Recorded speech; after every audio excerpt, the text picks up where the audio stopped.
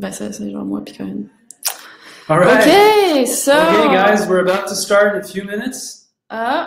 Who's there? Who's there? All right, people are coming in. People are coming in.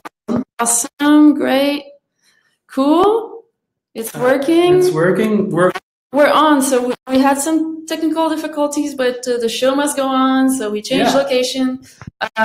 It's the same. We're super excited. My name is Suleka. I'm the director for the Masterclass. Today is a day where we're reopening the enrollment. So the webinar today is launching off that. So it's very exciting for us. It's been such a privilege to be able to serve you. Our team is really dedicated to your success. We really care about you. What you do really matters in this world, and we honor that. We want to help, and that's why we do everything that we do. So without much ado, I'm gonna give Mike to Jam, and he's gonna start with his class. So thank you. Okay, everyone. Super happy to be here. Just gonna set this up. So Suleka is the director of the online masterclass that we launched in last January, and it's been going really well. And this class today is the opening of the cohort, so you guys can enroll if you want. You don't need to, though. It's the presentation today is about strategies that have been helping me the last decade plus, getting through the hard times of farming, different strategies that in the end make it work for you to not burn out. Okay, so that's the goal of my presentation today. So I'm going to start my little slideshow if you want to bear with me for a few minutes. We see that we have people from a lot of different countries. It's awesome. Everybody's there. So I'm going to get this in here. Start slideshow presentation. And boom. All right, here we go. 5 effective ways to improve productivity on your farm. Okay, so I'll start with a short history of who I am, what I do, not too long, and then we'll jump right into these strategies that really do work. Okay. So when I started farming and when I became well-known or more known, it was because I had started to claim that we were making $100,000 per acres on our small 2-acre less farm. And that's been, I guess, some of my claim to fame, if I can say. And from the get-go, when we started to say that, it was important for us because it was kind of demonstrating that small farms could be just as viable and productive and efficient and lucrative than bigger farming operation. And we had, when my wife and I started our small farm, we had no experience in farming, didn't grow up on a farm, didn't have any farming background, but we went and worked on somebody else's farm, then got hired as a manager on another small farm, learned the craft that way, started our own little project on 1/3 of an acre to eventually buy this property that became La Grelinette.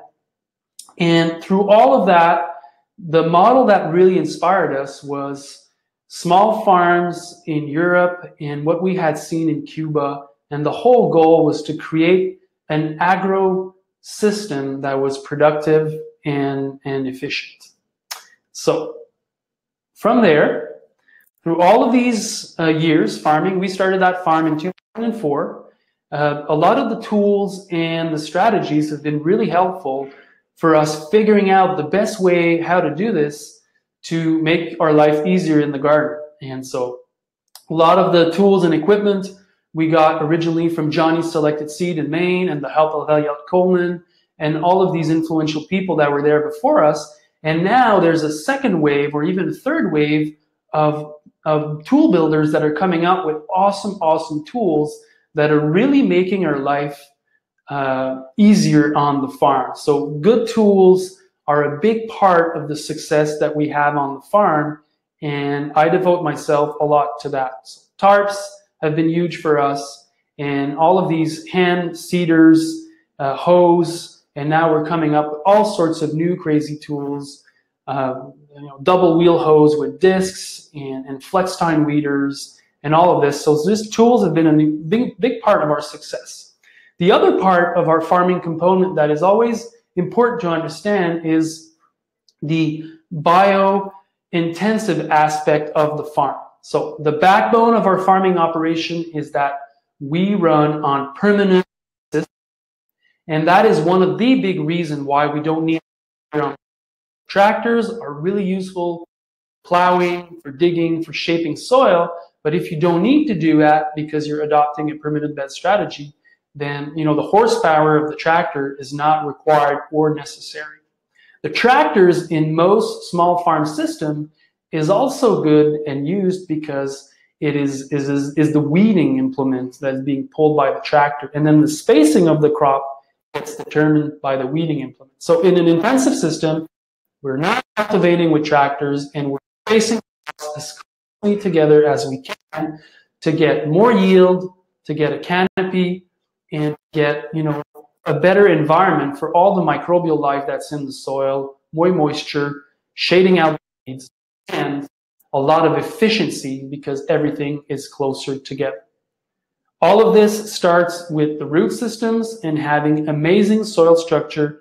And if you listen to my prior lessons on either YouTube or if you read The Market Gardener, you'll understand the whole philosophy behind not working the soil to let the biology do the work for you with regards to having root system that can really shoot down.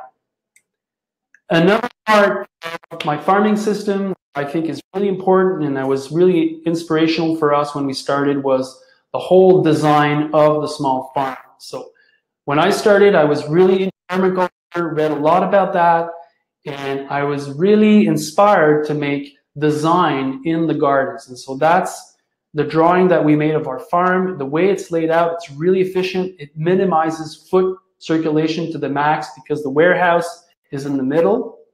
And there's a lot of key features there that were drawn upon on paper and then got built into the farm the way it is now. And it's been since, almost 15 plus years.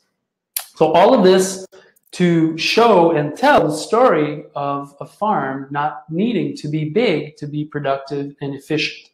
And why I care about this is because when you start with a smaller operation, your mistakes are not as big. You don't need as much capital. You don't need as much investment, and you can actually grow your operation as you're growing your skill set. So it makes just a lot of sense. And, small scale farming was how we were feeding the world, 60 or 70 years ago. And so there's no reason why we can't go back to something like that. Actually, there's a trend moving on that word. I think that if you guys are here listening to me now, you know about this, but I feel it's important to kind of talk about this before I move on. My book, The Market Gardener, the book I wrote, got really hot. And it's now sold more than 100,000 copies. It's translated now in 6 languages. I would never had imagined that before. It's a technical book, and it's kind of mind-blowing how many people are into that. But it shows how people from all over the world deeply care about this idea of small-scale farming. Okay, it's translated in Korean, which it's really incredible for me to look at that because it's my book and it's my words, but I don't understand any of it. So that's funny. It's translated into Italian, and the Italians decided that I was not pretty enough, and so they put pretty girl in front of the book. And so I thought that was also pretty funny. A lot of the work that I've been doing was also documented in the Market Gardener's Toolkit. It's a DVD, it's an online DVD that you can purchase where it's a 90-minute feature of all the strategies and most of the tools that we use at La Grelinette. All of this was really well documented. Really happy to be sharing this. I know it's been helping a lot of people because I get a lot of emails and I meet a lot of people, and that frankly is what keeps me going with this. Through all of these steps, starting the farm, being successful at the farm, sharing the insights of the farm, developing new strategies, new techniques, the goal behind all of that has always been to have a good quality of life for me and for my family. So my wife runs the farm full-time with me, and we have 2 kids. And the whole goal for us to start a farm was to be raising our kids in the countryside and having a high quality of life, because we didn't need to commute to work and all of that. And so that's core to what I do, is to have this capacity to, yes, farm effectively and be productive and make money at it, but still not burn out and have quality of life. Okay? And some of the things that I'll be sharing with you today has allowed me to do this. Okay? Some of the strategies. Quickly, the last almost 4 years now, I took on another project, a much bigger one, where I was asked to develop somewhat of a farm school, an experimental farm, where we could train more people and develop new insights and new system with regards to market gardening. So La Ferme des Quatre Temps is that. It's 160 acres, but the market garden is about 7 acres, about 4 hectares. It has 450 beds, and we're doing 2 or 3 successions per bed, and we have a crew of 11 working in that garden, training under me. And so a big part of the things that I have been working on the last few years have been adapting my prior success to this farm, and the challenge it being even bigger because there's more production, there's more ground to cover, there's more of us. So my systems and the tools, the strategies, and the management techniques had to be really spot on if I were to A, be productive, and B, have a good quality of life. Okay, so that's the picture of the crew. Everybody's a badass. We're all happy with this. And the key to this is to have, I think, good management strategies. Okay, so these 5 strategies that you guys have been kind of waiting for, in order, they are having a Monday morning game plan, finishing your day with tomorrow's action list, cap your daily working hours, every week doing rows, thorns, and buds. It's number 4. And 5, never plant more than what you're planning to sell. Okay, so I'll go in depth and to work for you. And they work because I've tried them for many, many years on my farm, and then I've helped other farms using these systems. They're simple, but they make a difference. Okay, so ready for them? Number 1, Monday morning game plan. Okay, so what this is that you want to start every week by writing down on a big board everything that needs to be done that week in somewhat of a detail. So you start your Monday morning by going around your fields, taking notes of all the things that are happening, and circling back to a space where you have a big board where you will write all the details of what needs to be done that week in the nursery, what needs to be done in the greenhouse, what field prep needs to happen, what needs to be transplanted, what needs to be direct sown, what days are we harvesting, where are we delivering, if we need to do some purchases. All of this needs to be laid out on a big board. And you need to imagine that if you were to die that day, or if you were to be, hospitalized, everything that should happen is written down. Okay, and so that's the first step. That's the game plan for the week. You take 1 or 2 hours of your Monday morning to write that up and to prepare all of that carefully.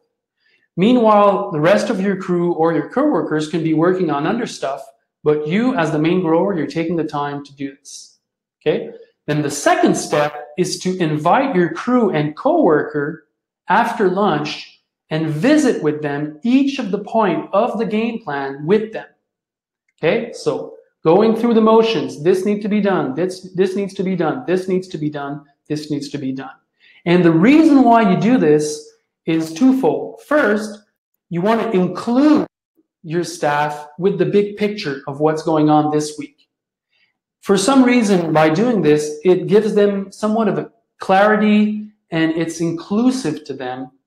But most importantly, you get inputs about different chores and tasks. You might think that this chores need to be done, this way or that way, but then when you visit with your crew, someone might say, oh, this, the strawberries, the advisor came and, you weren't there and he said we should put off fertilizing in 2 weeks. So you validate your game plan with your crew, and then you incorporate them into the whole idea of what's going on into the weekend. Okay, so that's basically what it is. And so to sum it up, you begin each week by touring the farm, taking notes, and you write down on a board everything that needs to be done that week. Write it in a way that it should be clear to everyone working on the farm all that needs to be done that week. And then, really important, you take another half hour and present the week's game plan to the whole crew or staff. Okay? So, kind of looks like that. And, there's other growers using different systems. It's all on paper. They're sharing this through email, whatever. I strongly encourage you to get a big white board and write everything there, because from there, the next thing is that every morning when you meet with your coworkers, and you will meet in front of that board and you will prioritize and scratch off the things that need to be done during that day or after lunch. So the board becomes more than just a list. It's a life floater. It's the game plan. So it's really important to lay it out. Okay? With clarity of planning comes effectiveness of action. Take the time to write up your weekly game plan and share it in an inclusive manner with your coworkers. If you're not doing this already, you should really start now. It does make a big difference. It just opens up the whole big picture to everyone, and then you're sure that everything gets done. And also what it does is that when you're scratching off the list, it encourages your crew to move forward because they see that there's somewhat progress. And then you can also be there on Thursday and say, whoa, we have all of this to do still. And then you're there to help prioritize what the next steps are. Okay? So that's my recommendation number 1, which is start your Monday morning with your game plan. Number 2. Okay, so far so good, guys. I'm not going too fast here. Number 2, finish your day with tomorrow's action list. Okay, so plain and simple, half an hour before your day ends, you will stop and take a pen and paper and think about all the things that need to happen the next day, and you write them down. Okay? Plain and simple. But this does 2 really important things to your farming. First of all, it helps you be better prepared for next day's chore. If you know that your crew is going to cultivate for 2 or 3 hours, then you might want to go check to see if all of your hoes are there or if they're well sharpened. If you know that you are stringing beans, you might want to double check that you do have the baling twine. Or if you know that you're going to be preparing a lot of beds the next day, then you want to check that you have gasoline in your extra tank and in your BCS. Okay, so as the grower, it's your responsibility to make sure that everything is organized for when the crew is operating. So by stopping your day and taking care of that, if you do have problems, you still have some time to prepare for the next day. So that's the first thing. But the second point of the strategy is even more important, is because when you do that list, just like magic, when you stop and you put that list down, your mind is at rest. Everything, because farming is so full of things to think about all the time, and it's hard to get a mental rest from it.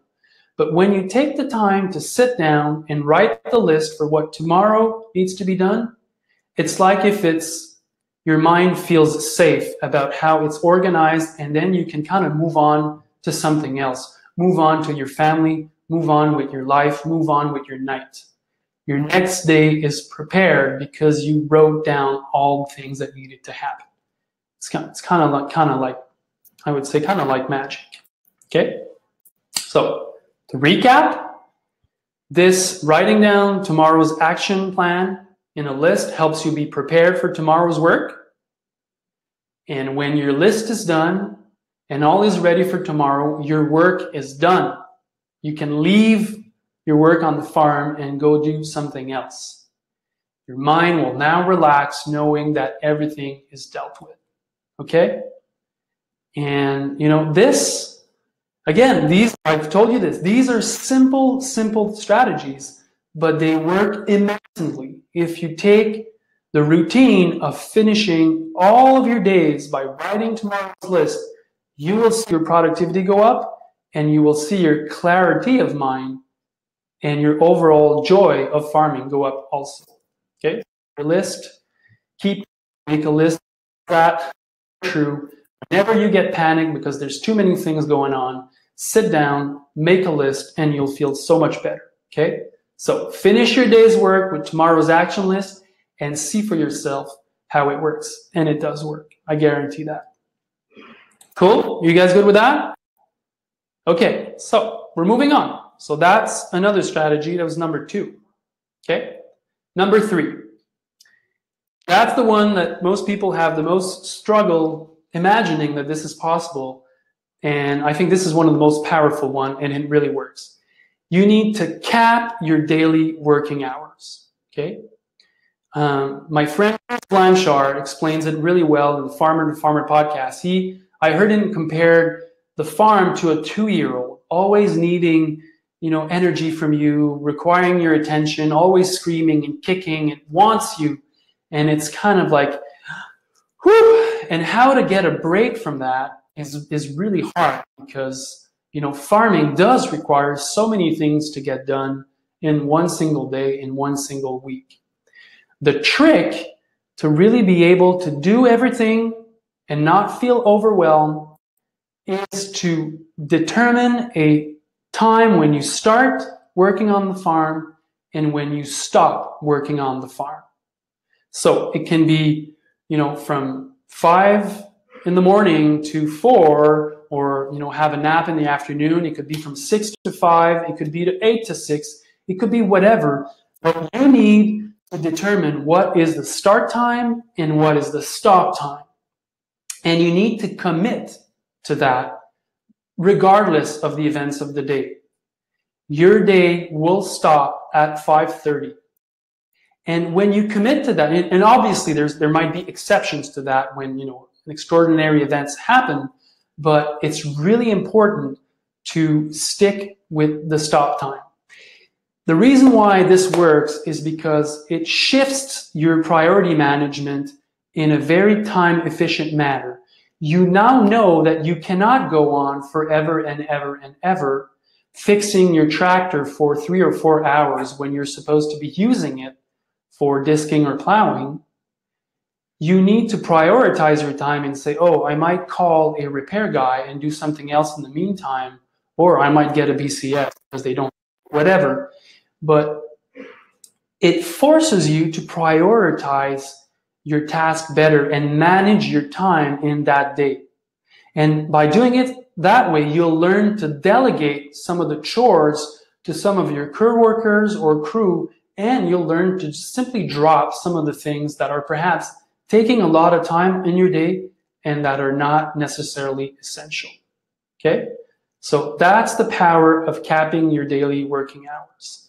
And I know for a lot of people that are overwhelmed in farming, it sounds crazy, but it does work. And, I've met so many farmers, vegetable producers that have been broken because too much work, too much dedication, too much focus was put day after day, year after year into the farming, and never having a break. It just at the end, your drive to going becomes your weak point, and you break, and you just don't want to farm anymore, and you're frankly disgusted about it. And that's why it's really important to cap your working hours. Okay? So to recap and explain a bit more, okay? You start and rationize that every day's work will have a clear start and stop time. And then this will force you to prioritize what's really essential, and it will stop you from losing time on all the things that aren't so critical, because now you're managing your time. And it forces you to delegate because you yourself can't do it all. Okay? Most importantly, when you stop at 5, 5:30 or 6, it frees up time for you to do other stuff.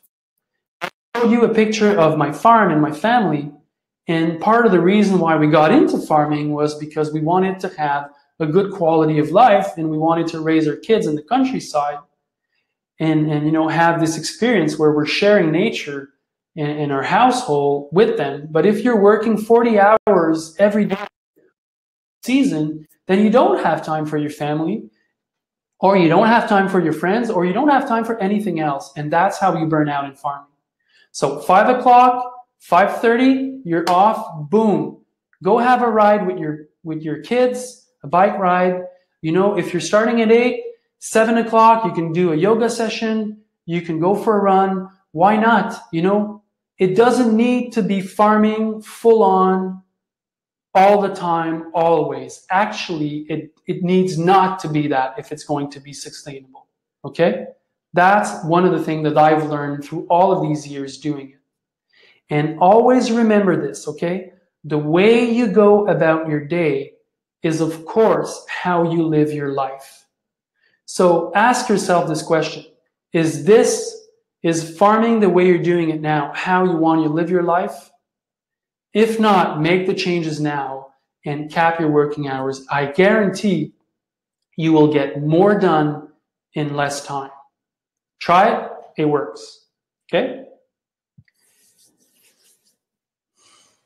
Just need to try it. Doesn't cost anything, and you'll see for yourself. And these are not pie in the sky strategies. I've the farming and overworking, and I know how it is, and that was one of the biggest breakthrough for me and my family to finding the balance between work life, family, and farm. There's one exception to this rule, if you might say, is that when you're starting your farm, and obviously there's all the infrastructure, you know, the admin system, the clientele that needs to be developed. All of these will take extraordinary efforts to build, plus your farming. And, you know, the first year or perhaps the first 2 years, this will probably require much more work on your farm than you would have over many, many years. But starting any business requires a lot of energy at first. But don't get stuck into this mindset of thinking that you need to be working 70 hours a week for your farm to be running and productive, because that's not true. Okay? So make sure that at one point you change your mindset and you prioritize your time better by capping your working hours. Okay? Cool with you guys? So that was number 3, and that's a powerful one. Try it for yourself. Give it 2, 3, 4 weeks, 5 weeks, 6 weeks. Give yourself a challenge of saying, I'm stopping at 5:30 regardless, and then you'll see how it forces you to become a much better manager. Okay? So, number 4, rows, thorns, and buds. Perhaps some of you guys are familiar. It's like a little game that you play, and what you do is that you determine every week at the same space and at the same time, you call a meeting with everyone that's working on the farm. This is a mandatory meeting that everyone needs to be there always, all the time. And at that meeting, and usually you'll put that meeting towards the tail end of the week, you will have it's a go around, so it's like a speaking circle. Everyone will have 5 minutes to express something that they're really excited about, something that is really frustrating them, or even getting them mad or angry, and something that they're looking forward to in the next few days or week. Okay? So this is what rows, thorns, buds is. Okay? Pretty simple. Okay? So what you do is that you set a time, and then you invite people. and you give them 5 minutes. And the reason why this works and why this is important, there's 2 reasons. First of all, it creates a space and time where your coworkers, your staff, or your crew feels that at one point during the week, if something is bothering them, they will have the opportunity to share it with the others. So a lot of the frustrations that we get in farming, especially when it gets like, July, August, there's a lot of weed pressure and then markets are starting and it gets crazy, is that some of the frustrations are starting to build up and there's just kind of no space to that. And the problem, if you do have somewhat of a space to talk about that and that it's not formalized and there's no barriers to it, is that it just becomes a rambling, and that's not what you want. So you need to format this time and space into somewhat of a parameter, and that's where rose, thorn, and bud gets really, really interesting, because it's a smart way, it's an easy way where people share their things and it communicates what's going on. It's a relief valve for everyone, including yourself as the grower. And it's one of the highlights that it does is that it diffuses some of the time bombs that are ticking in the garden. The famous one is that we're picking beans and you see that your partner, Joe, is really getting pissed and he's mad and he's getting red in the face and he's about to erupt. And then you can go to Joe and say, hey, Joe, I feel that you're really not well. Something's really bothering you. Remember that tomorrow we have rose, thorns, and buds, and we'll have time to share that. So if you want to take notes of what's going on and come back to it tomorrow, that'd be awesome. And this little intervention that you do with one of your crew staff, what it does is it allows him to feel as if, okay, I'm frustrated, but I know that I can share that tomorrow. So instead of dealing with the problem right there and then, dealing it at a dedicated space and time when everybody's relaxed and it's just a better moment. And then probably Joe will have time to cool off, so he won't be as pissed when he's saying, well, pissing me off, which is, I'm picking beans and everybody's leaving because picking beans takes a long time, and then I'm doing it all by myself and all of that. Okay, so that's just one example. Okay, so when doing rose, thorns, and buds, just a few of the things that are important to kind of capture. Okay, so the rose is your highlight of the week, okay?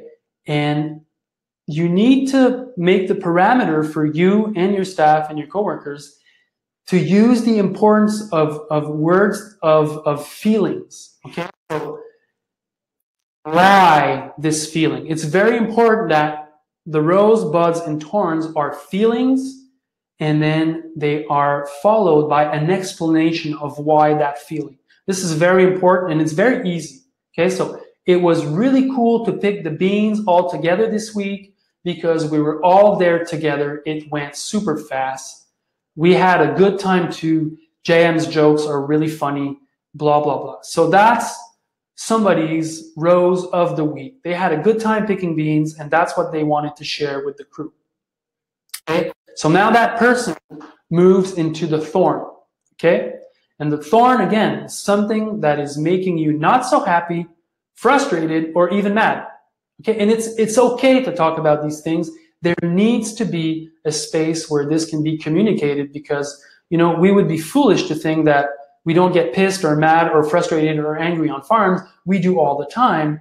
But the thing is, how do you channel that into something that is productive and is not dragging everybody down? Okay, so the thorn will be, the same thing. You start with the feeling, and it's very important to explain why this is happening. And with the thorn, the thing is, you want to add how this can be fixed. Very, very important. Every time somebody talks about a thorn, it needs to end with how this can be fixed. Okay? It would sound like this. I'm really mad about the fact that the keys to the van were not where they were supposed to be. I lost 20 minutes looking for them, and it offset the whole delivery run. Many clients told me they were pissed, and frankly, I was too. Can everyone please take the time to put the van keys on the hook over the counter where they're supposed to be? Thank you. Okay? So that's a great example of a torn that was really well done. So the person was pissed, rightfully so, and then he got an audience. Everybody's listening to why he's pissed. There's an explanation, and there's a demand at the end how this can be fixed. And that, for that person sharing that, relieves a lot of frustration just by being able to say that. It really makes a big difference. Okay, so now, really important, when you're doing rows, thorns, and buds, you always need to finish with the bud. And the bud is something that you're looking forward to. Okay? So we're using the same thing. It's a feeling followed by an explanation. So I'm really excited about putting up caterpillar tunnels next week. You know, I came to this farm to learn, and I feel that season extension, it's where it's at. So boom, I'm excited for this next week, what we're doing. Okay?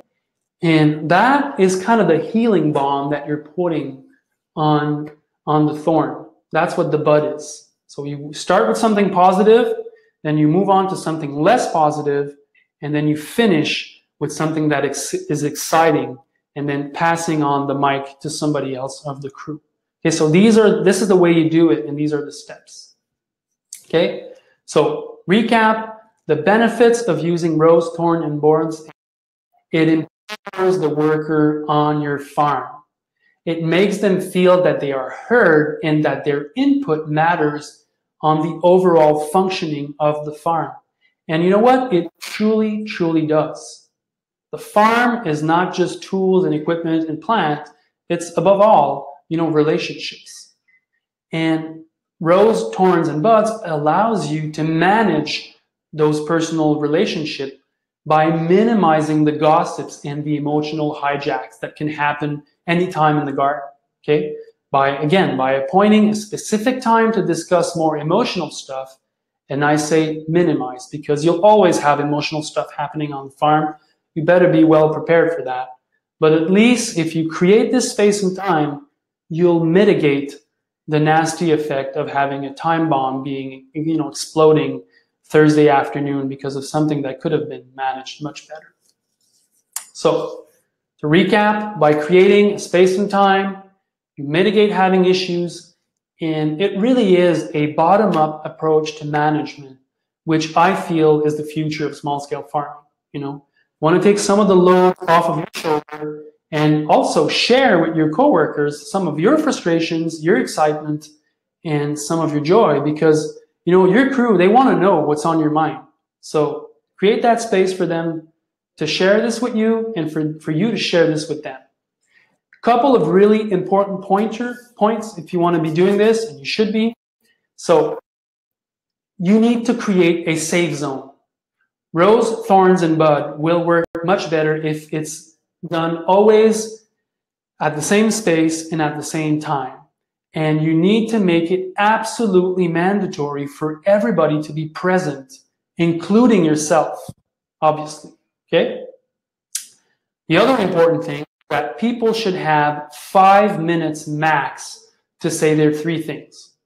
Okay? If someone touches on something that is a bigger matter than just I was pissed because the car keys weren't, something that is, bigger than that, the way to deal with this is to say, okay, we're hearing that this is something that would require more time, and I suggest that we finish the go-around so that everybody can speak, and then we can come back to that matter. Or if it's too deep or too personal, then you can set up a meeting with the people that are involved. But I strongly encourage you to keep this time for 5 minutes, because otherwise what happens is that people, they can talk forever and ever and ever. And that's why you might also want to have a focalist on the group. That person can be you as the grower, or it could be one of your crew staff. But that person's role is to make sure that nobody's going overboard of the 5 minutes. and that and that people are not interrupting each other. Okay, so that's the rule of the focalist, and everyone in the group needs to agree that that's that person's role. So if anything, this person will interrupt the person speaking and say, okay, we hear this frustration, your 5 minute is up, can you wrap it up in 1 or 2 sentences because we want to hear everybody else. If anything, we will come back at the end. And if you do that, agree on an amount of time that you want to spend discussing that specific topics. Framing these discussions in time is really, really, really important, okay? So don't forget that aspect if you're committing to rose, thorns, and buds every week on your farm. Lastly, if you need to make sure that people are talking from their heart, okay? It's about expressing feelings, not about expressing, just whatever. So if you feel that people are shallow and they're having a hard time, it could be, again, the role of the focalist to just try and ask questions. Okay, so what's this? What are you talking about? How are you feeling about this? Why is this an issue for you? Just trying, because it takes a while for people to connect with what they're feeling. It's kind of where we're at in this world now, but it really becomes powerful when people connect with their heart and then they feel safe about sharing it. And again, don't forget to tap the time. Otherwise, you can talk about these things forever and ever and ever. So that was number 4, and that is a really powerful tool to help with team management, and it brings out your leadership on the farm because you're creating that space, and it does have a really powerful impact on the overall energy of the group on the farm. And it's, it can take half an hour or 20 minutes sometimes, okay? So, number 5. Number 5 is a bit of a different one, but I think this is one that's really important. Never plant more than one you're planning to sell.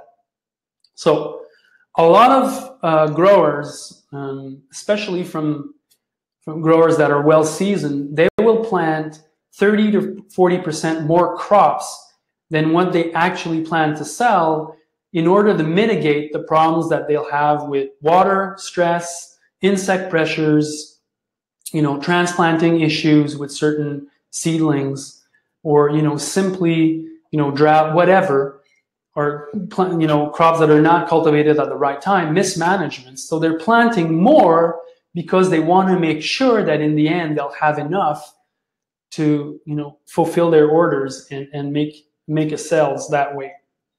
A lot of these seasoned growers, and I've heard them in so many conferences and trade shows, will say that this strategy has saved their ass many times. And so they're devoted to this way of doing. On my end, I would strongly discourage you as a grower of adopting this strategy. And the reason is, if you plant 30% more of everything that you actually need, that's 30% more costs, 30% more labor, and 30% more time spent on all of these things that you actually don't need. And so that, for me, is how you get a bit overworked for actually really nothing. And what you want to do is commit, make a plan, and try to fit what you think you will need, how you can produce it, and get a game plan in, a crop plan in, that will get those two synced together. Okay, so again, these strategies of planting more, a lot of the veterans, organic growers, that has been their strategy, especially on farms that are more mechanized. And that's the reason why they do this. 30% more time and 30% more labor is why you want to avoid this strategy. Remember this, because this is a fact. On small-scale farm, the limiting factor is space and time. And if you're going to be successful finding a right work-life balance on the farm, you really need to balance both extremely well. Okay? So time is the most precious resource on the farm, and your space needs to be really well managed. And that's how you get to be successful. So the strategy that I advocate, that I've been doing for many, many years, is to really figure out what you think you'll be selling in the next upcoming year, and get a good clear idea of what's your production capacity with regards to space, labor, skill, infrastructure, whatever, and then sync the two really well in a well thought out crop plan that you'll be doing in the winter months. And that becomes your game plan as you enter the season. Okay? And so that's one example of my crop planning. You have all of your field blocks. In this example, there's 30 of them. And then you have 10 field blocks per bed. And then going from up to bottom to down, you have your timeline. And then you have all your succession of which crop is going to be going where, by what is it going to be followed with, and so on and so forth. And then when we take time to do this in the winter, when the season starts, we know exactly what we're going to plant, where, and it's all synced with our forecast estimated target sales. And that allows us to be really, really efficient that way, because we're not overplanting at all. And the other thing about this strategy is, instead of growing more and have some of it not function, you need to invest your time learning the best practices, because in the end, what you want is 100% yield on everything that you plant. So taking all of the extra steps carefully with all of your crops, all of your 40, 50, 20 crops, whatever, you know what the best practices are every step of the way to make sure that in the end you get optimal yields on that crop. In other words, what you want is to grow less and grow better. And that is really the core of what I teach, what I've been preaching for so many years, if you read The Market Gardener. And now in this new masterclass is what we're doing. We're going in detail, showing you best practice for all of the crops every step of the way, and showing you how this is done in order for you to understand and bring this back to your farm, those little details that in the end will make a big difference. And so the masterclass, if I can take a few minutes to share you what it is, it's a video of all of the different steps of what we do on the farm. And it's filmed in super high quality. It's very visual. You really understand what's happening. It's like if you're there with me. And then you also have all the written instruction. It's like a new book that's there telling you what the steps are and why these steps work. We do monthly Q&A webinar where I answer people questions. It's really cool. And it becomes somewhat of a discussion going on. There's a peer group of people that are farming full-time on small acreage that are committed to that. So there's a lot of exchange happening. It's really awesome. It's really a high level of sharing. Even if you're not an expert, you ask your question and then somebody's really happily answering that because they know the drill and they're happy to share. So it's a peer group. It's an international peer group with growers from 33 different countries. So that's really awesome. And you have a crop planning tool, tech sheets, all sorts of other stuff that is really handful for you to learn how to do this. Because I've been promoting a lot of tools in the last few years, I've asked all of these suppliers to commit to this masterclass, and the students get a 5 to 15% discounts on most of the tools that I use on the farm and that I recommend for you. And so like say BCS offers you 15% on your BCS tractors and implements, which in the end makes up a lot of the big chunk of your investment for the class. So that's really cool. I'm really proud of that. And sponsors are really good. The class is 100% satisfaction guarantee. That's really important for me because my role here is not to enroll you in somewhat of a scheme or a gimmick. I want you to be happy. I want you to learn these things and improve your farming. And if you are not happy with the class and you take all the classes, do all the modules, and you feel that it's not working out for you, you simply have to write us the reasons why it's not working out, and we will reimburse you within the 10 days of that. So, that's really important. And so that's the price. And since the class is not totally finished, we're still building module this year and next year. And also your feedback is important in that. This is the price for the cohort. It's going to be open for the next 7 days. And so, you know, don't wait too long. If you think you want to commit to this, I suggest that you do. And if anything, if you see that it's not working out, we'll be open to hearing the reason why. And so that's it. I'm going to leave you with some of the highlights, some of the quotes that we've had. A lot of the people from the first cohorts were really, really happy with the class. This has been cool. There's 4 of us working full-time, creating this content, making sure that it's right on for you. And, you know, a lot of people have told us how it's been a big game changer for them. People starting out, people experienced, even people in their 10th year telling us, I wish I would have done that before. And that's the power. I can't teach everyone on my home farm. I don't have the capacity for that. But the online tutorial is the second to best to being with me and for me sharing all of these strategies and techniques of how to do things on the farm. So that's it for me. We'll leave it at that. If you want to subscribe to the masterclass, check it out.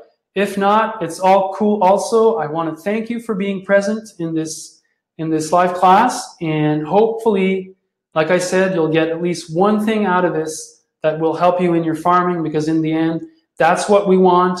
We want people to succeed in farming because we are committed to changing agriculture one farm at a time, and it starts with you becoming a better farmer. So I will see you some other time, and wishing you success and luck in your agrarian adventures. Okay, JM out.